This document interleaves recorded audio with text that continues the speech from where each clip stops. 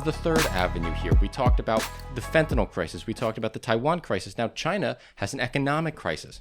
And China has to meet with these American business executives and convince them that China is a safe place to pour their capital, to invest, to put their money in China, and that China is on the path of growth, which is going to be a pretty hard sell. Yeah.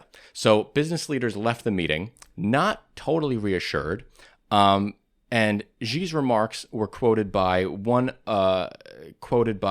Holliman. He was a former deputy of U.S. Trade.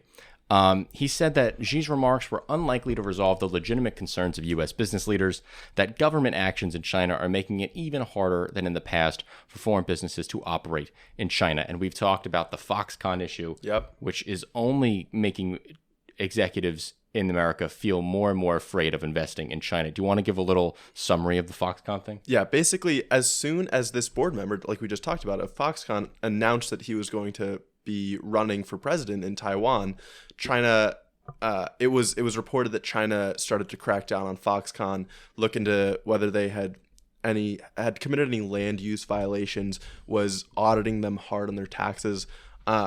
Basically, it's super clear that China responds to the actions of the executives of companies in a way that directly negatively affect those companies. And sometimes they come after the executives themselves, right? And that's what's really frightening for them. Yeah. Xi said that no matter how the international situation evolves, China's resolve to foster a market-oriented, law-based, and world-class business environment will not change. Well, that's funny because it's already not doing that. Yeah, well, I think it's such a hard sell now because to me, it's clear that, okay, China has played kind of the weak dog for a while, right? They've played the weak dog. They're like, oh, we need you, so of course we're going to give you great conditions. Invest, and companies do, and they take the cheap labor.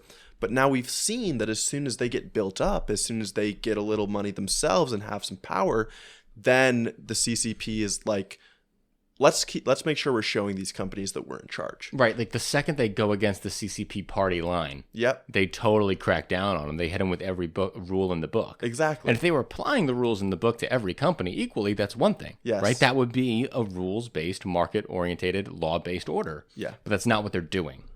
I also want to throw out one other. This isn't in the news. This is kind of a speculative thing, I guess. But we know that there's high unemployment amongst youths in China, yes, right? And a part of that, or at least what I've read, is that people were told for years if they went to school and they worked hard, then there would be great jobs waiting for them. And now they've seen that there aren't. And so you have this idea that these U.S. companies could come and create great jobs for them. But the problem is the U.S. companies are still seeing China as a grounds for manufacturing, right? And I don't think manufacturing jobs are the great jobs that were being sold to China's youth when they were coming up through school. So it's like the workforce, the cheap labor, the cheap good labor isn't really there anymore.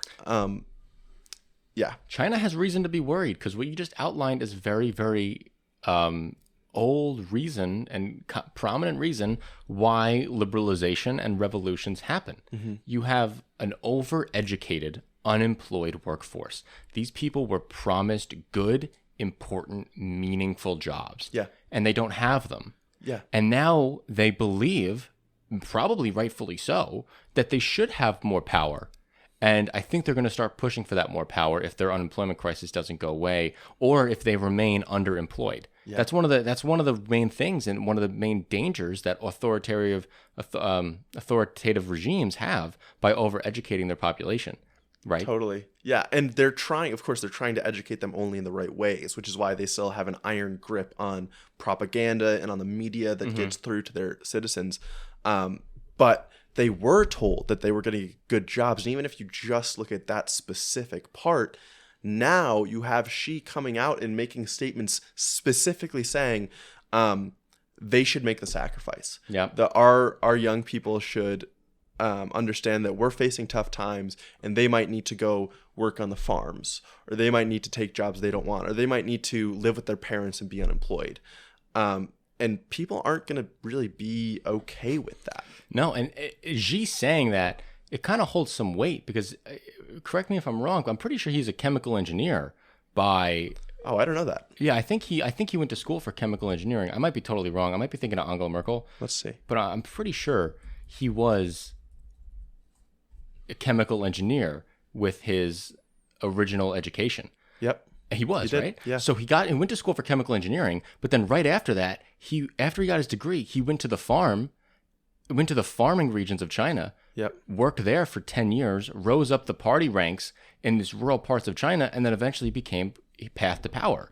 So he sees a lot of the young people of China who are reluctant to take these farming jobs, and he's like, I got a chemical engineering degree. I ran a rural community for 10 years, and you're going to tell me that you think you deserve this great job right off the bat? Hell no. You know, it's a very boomer mindset. It's so boomer. Holy it's so cow. boomer. Yeah. But Xi's a boomer, right? That's another thing we have to think about. Xi and Biden are still boomers. Oh, totally. It's just so funny. Yeah. But I feel like Biden's quite in touch with the non-boomers. No, he is. Yeah. He is. Last thing I want to say about China, one group that they came after a lot, one company, is called the Mintz Group. And this is an American operation due diligence firm. So think of it like financial consulting. They've been kind of digging in some statistical work into the Chinese economy, specifically because the Chinese economy, they're no longer reporting their numbers accurately or frequently. So this Mintz Group is trying to get these numbers, and China has been fining them recently $1.5 million for allegedly conducting unapproved statistical work in the country. So they're trying to crack down on American companies that are trying to get the truth of the Chinese situation out into the larger global public. That's so on brand. Yeah. Right. We talked weeks ago about how China has stopped publishing certain statistical metrics about their economy so that it doesn't look bad, and that they have specifically informed their economists to talk about the economy in more flowery language, or at least not as critical, right? To make sure that they can still project a good image to the world. Yeah.